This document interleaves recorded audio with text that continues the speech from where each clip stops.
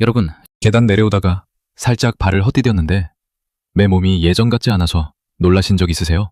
아니면 병원 갔다가 뼈가 많이 약해졌다는 얘기 듣고 심란하신 적은요?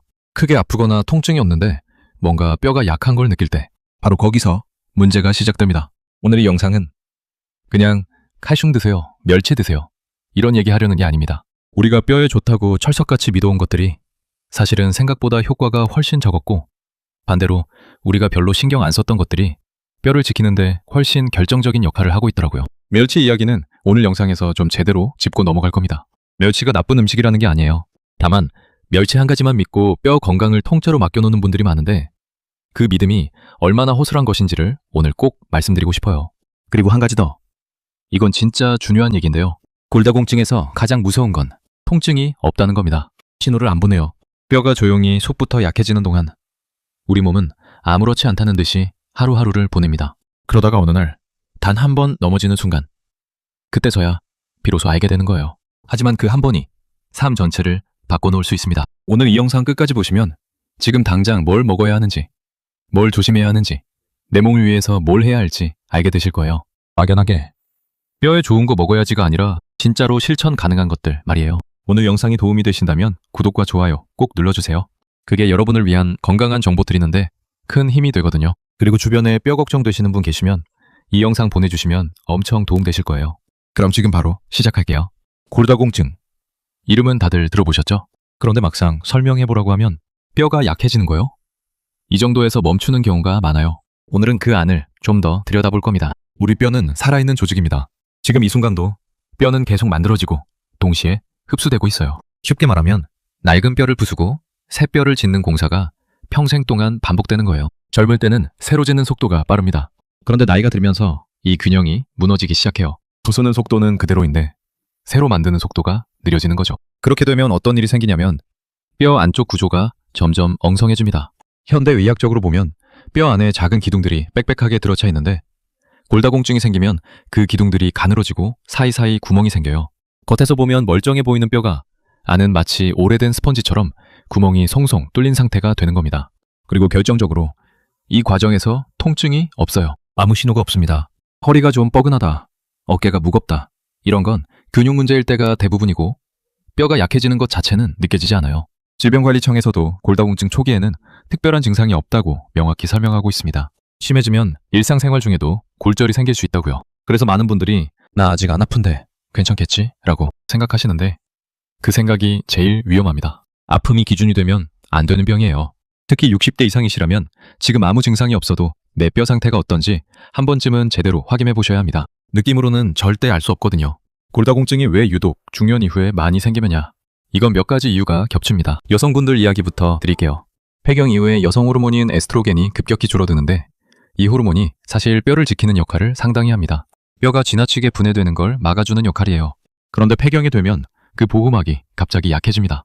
그래서 폐경 이후 첫 5년에서 10년 사이에 골밀도가 빠르게 떨어질 수 있어요. 숫자로 보면 이게 꽤 큰 변화예요. 한의학적 관점에서는 폐경을 1000개가 다한 시기라고 봅니다. 1000개는 생식 기능과 관련된 전기인데 이게 소진되면서 뼈와 관절을 유지하는 힘도 함께 줄어든다고 설명해요. 동의보감에도 여성이 49세 전후로 몸의 기반이 달라진다는 내용이 나옵니다. 수천 년 전에도 이미 이 나이대의 몸 변화를 정확하게 짚고 있었던 거예요. 그럼 남성분들은 안전하냐? 전혀 그렇지 않습니다. 남성은 여성보다 초기 골량이 더 높고 폐경 같은 급격한 변화가 없어서 상대적으로 늦게 나타나는 경향이 있어요. 하지만 흡연, 과음, 운동 부족, 만성질환, 약물 복용 같은 요인들이 쌓이면 남성도 충분히 골다공증이 생깁니다. 오히려 남성은 나는 골다공증이랑 상관없다고 생각하시는 분들이 많아서 발견이 더 늦어지는 경우가 있어요. 나이 자체도 중요합니다. 70대가 되면 남녀 구분 없이 뼈를 만드는 세포의 활동이 전반적으로 줄어들어요. 여기에 더해서 이런 요인들이 있으면 위험이 더 높아집니다. 가족 중에 골다공증이 있거나 골절 경험이 있는 분, 체형이 많이 마르신 분, 조기 폐경을 경험하신 분, 스테로이드 계열 약을 장기간 복용하신 분, 그리고 장에서 영양 흡수가 잘 안 되시는 분들이요. 이 중 하나라도 해당된다면 오늘 영상을 꼭 끝까지 보세요. 그리고 나중에 병원 가실 일 생기면 저 골밀도 검사 한번 해봐야 할까요? 이 한마디를 꼭 여쭤보시길 바랍니다. 골다공증 자체보다 더 무서운 게 있습니다. 바로 골절이에요. 뼈가 약해진 상태에서 넘어지면 어떻게 되냐면 건강한 뼈였다면 버텼을 충격을 못 버깁니다. 손목을 짚으면서 손목 골절, 엉덩이로 넘어지면 대퇴골 골절, 재채기나 무거운 걸 드는 것만으로도 척추 골절이 오는 경우도 있어요. 척추 골절이 반복되면 어떤 일이 생기냐면 키가 줄어들거나 등이 굽어집니다. 실제로 주변의 어르신들 중에 예전보다 키가 훨씬 작아지셨거나 허리가 많이 굽어지신 분 보신 적 있으시죠? 그 변화 뒤에 척추 골절이 있었을 가능성이 있어요. 그런데 척추 골절은 심한 통증 없이 서서히 진행될 수 있어서 본인도 모르게 진행되는 경우가 꽤 있습니다. 대퇴골 골절은 얘기가 더 심각해요. 엉덩이와 허벅지 사이 뼈인데 이게 부러지면 수술이 필요하고 회복 기간이 굉장히 깁니다. 노년기에 대퇴골 골절이 생기면 이전처럼 걸어다니는 것 자체가 어려워지는 경우가 생겨요. 활동량이 크게 줄면서 전반적인 건강도 빠르게 나빠지고 삶의 질이 뚝 떨어지게 됩니다. 골절이 한번 생기면 그 다음에 또 골절이 생길 위험이 높아진다는 건 의학적으로도 잘 알려진 사실이에요. 첫 번째 골절이 생겼다는 건 뼈가 이미 상당히 약해진 상태라는 신호니까요. 결국 골다공증의 무서움은 아프다는 게 아니라 한 번의 사고가 걷기 어려운 몸, 누군가에게 의존해야 하는 생활, 그리고 길고 힘든 회복으로 이어질 수 있다는 데 있습니다. 그래서 지금 멀쩡하더라도 지금부터 관리가 필요한 거예요. 골다공증은 느낌으로는 알 수 없다고 말씀드렸죠. 그래서 검사가 전부입니다. 골밀도 검사는 DXA라는 방법이 현재 가장 널리 쓰입니다.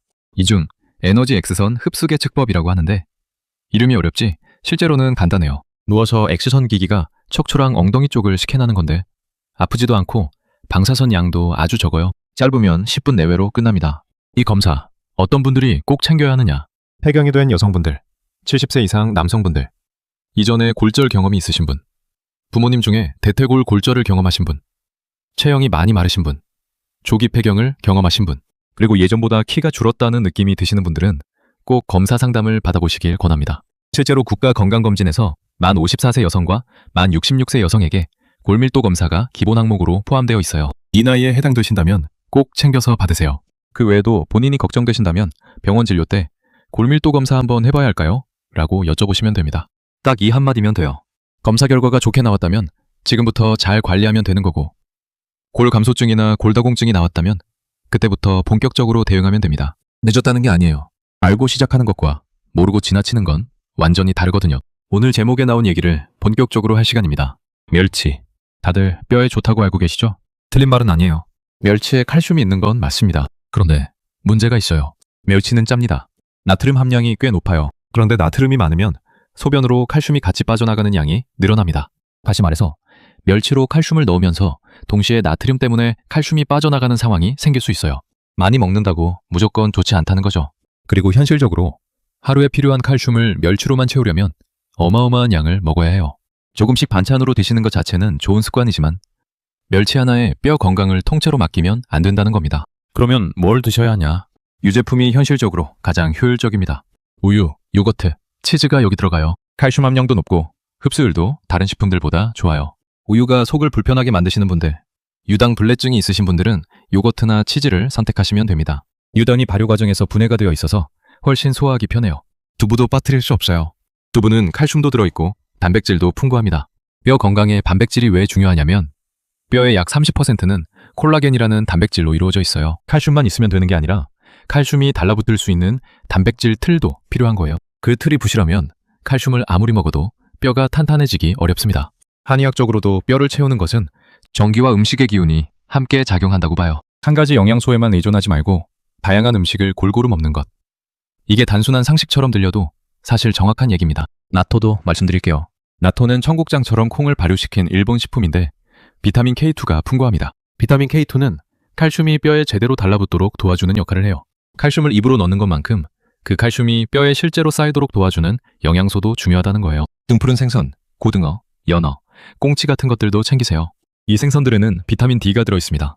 먹어야 할 것들이 있다면 줄여야 할 것들도 있습니다. 짠 음식은 아까 말씀드렸죠.